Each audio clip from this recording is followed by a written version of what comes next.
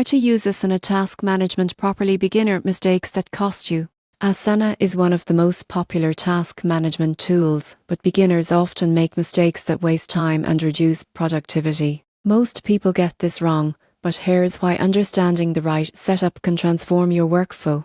The first mistake is creating too many projects. Beginners often start dozens of projects for every small task, which leads to clutter and confusion. Instead, focus on creating projects for major initiatives and use sections or tags to organize smaller tasks within them. For example, a marketing campaign project can include sections for content, social media, and analytics instead of separate projects for each. Another common error is skipping task details. Tasks with vague names or no descriptions leave team members guessing what to do. Always include clear instructions, due dates, and attachments when needed. Using checklists for subtasks can further clarify steps and prevent mistakes. Many users also ignore task assignment. Leaving tasks unassigned or assigning them to the wrong person causes delays and accountability issues. Assign tasks carefully and confirm that each team member knows their responsibilities. Overlooking deadlines is another costly mistake.